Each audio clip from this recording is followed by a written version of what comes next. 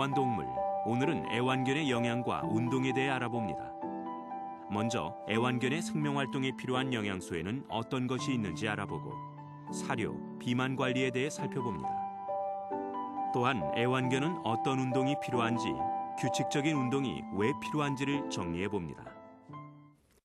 지난 2시간을 통해서 개의 형태와 생리에 대해서 충분히 이해하셨으리라 믿습니다.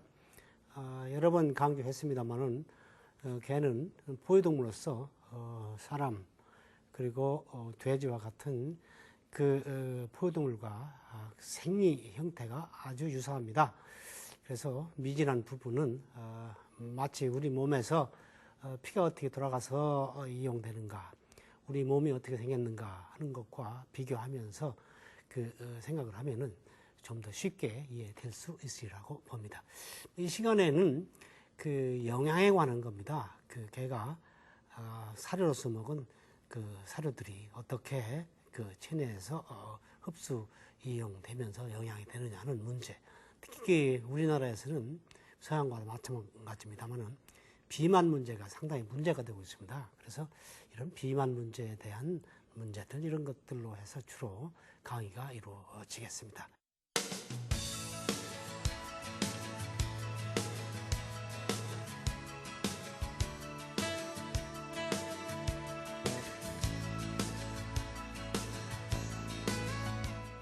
자, 먼저 우리가 주는 사료 속에는 어떠한 영양소가 들어있는가 하는 겁니다. 보통 5대 영양소라고 해서 단백질부터 시작해서 탄수화물, 지방에 여러 가지 내용을 설명하고 있는데, 제일 먼저 단백질에 관한 내용을 보겠습니다.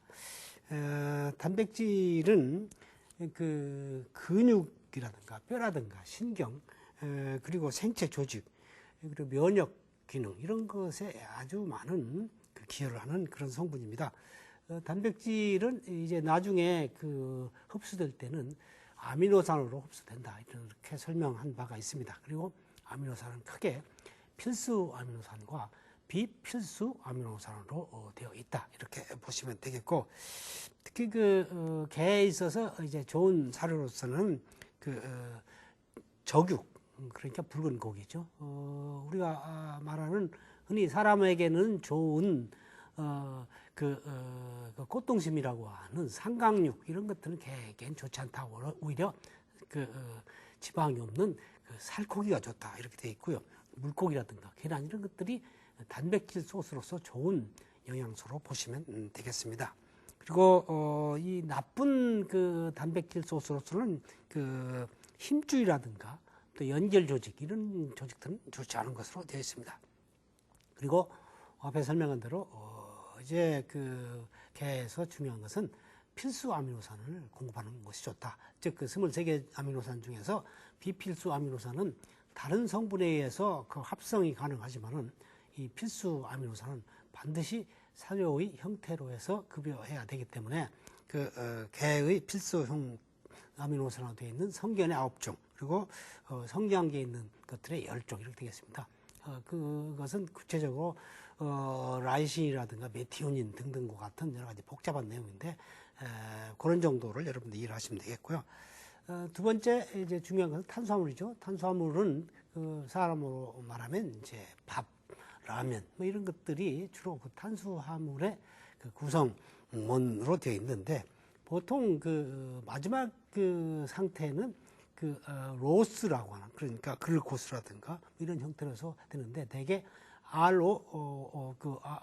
ROSE라고 하는 이런 것으로 되어 있는 것은 대개 탄수화물, 그래서 글루코스, 셀룰로스 이런 것들은 전부 탄수화물이다 이렇게 보시면 되겠습니다.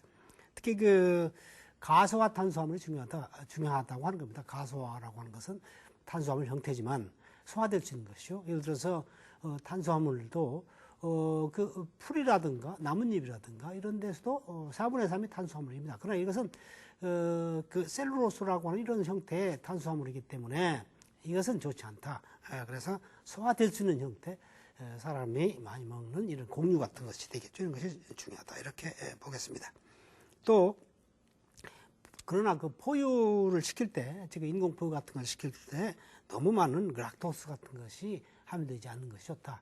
너무 많은 것은 역시 그 많게 되면은 지방의 형태로서 저장되기 때문에 어린 강아지가 이제 그 너무 비만한 그 어린 강아지가 된다고 하는 겁니다.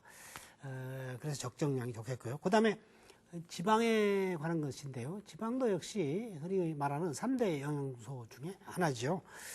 이것은 세포벽 성분이라든가 호르몬의 전구물질이라든가 에너지를 구성하는 그런 것인데, 주로 그 에너지를 공급하기 위해서 지방을 공급한다 이렇게 되어 있고, 실제 사료의 형태로서 지방을 직접 넣는 경우는 많지 않습니다. 지방이라고 하는 것은 탄수화물이 지방이고, 지방으로 전변되기 때문에 탄수화물이 주가 되고, 지방은 그렇게 많은 그 에너지 형태는 아니다 이렇게 보겠습니다. 그러나 그 개에 있어서는 이런 지방의 흡수 능력이 아주 우수하다, 사람보다 우수하다 이렇게 되어 있습니다. 원래 그 개는 육식동물이죠. 그렇기 때문에 잡식동물인 사람보다는 지방의 흡수 이용이 잘 된다 이렇게 보시면 되겠고, 또 지나치게 많이 흡수하게 되면은 개도 역시 비만이 되기 때문에 주의해야 된다.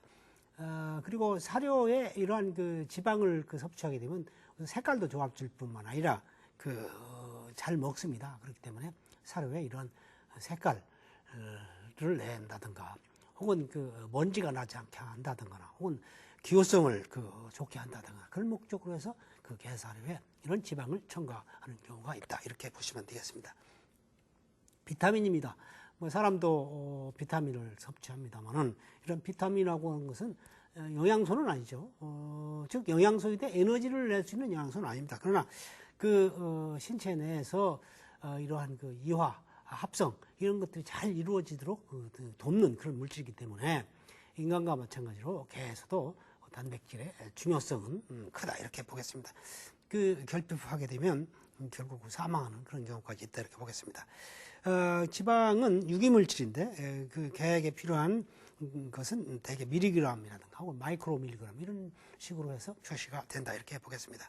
그리고 지방은 수용성과 지용성이 있죠. 즉 물에 녹는 거, 그리고 이것을 우리는 수용성, 그리고 기름에 넣는 것을 지용성이라고 하는데, 대략 13가지 정도의 비타민이 필요하다. 필요한 비타민에 대한 내용은 이것은 생략을 하겠습니다. 무기물입니다. 이것은 무기물도 소형이지만 꼭 필요한 것들이죠.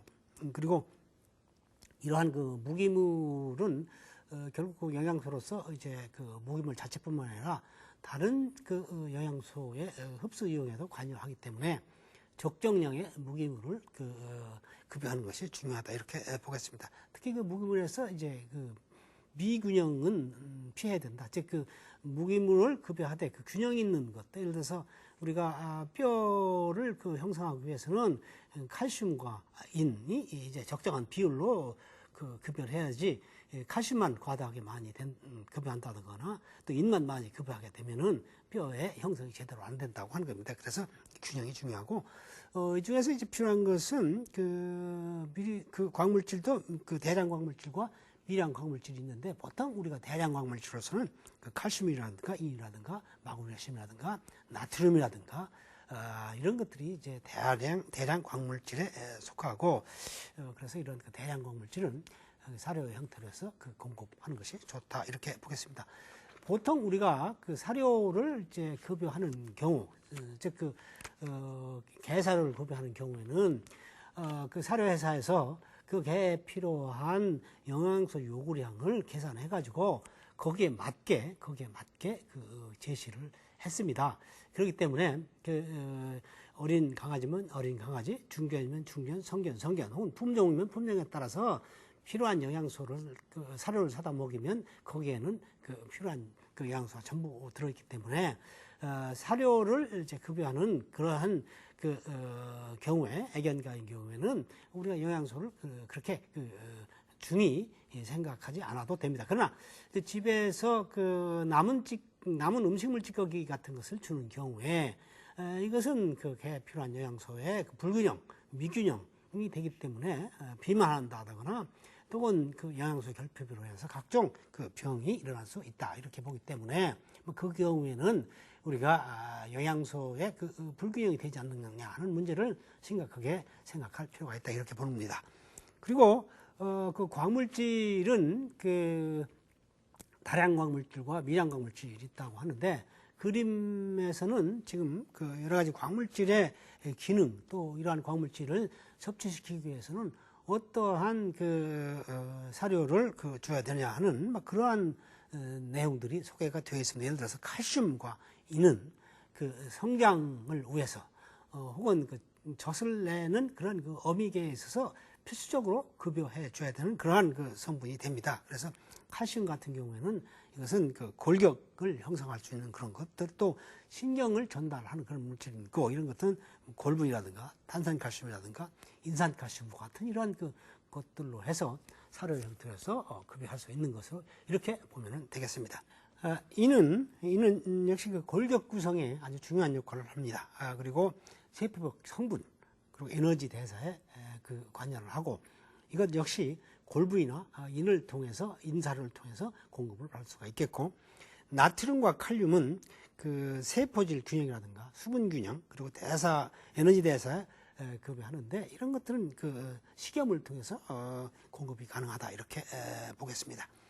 마그네슘도 중요한 것인데 이것은 골격 구성이라든가 신경계 에너지 대사에 관여하는 것으로 되어 있고 골분이라든가 마그네슘 사료 그리고 마그네슘 소금 지금 소금이 첨가된 마그네슘 이런 것들을 통해서 공급을 할 수 있다 이렇게 보시면 되겠습니다.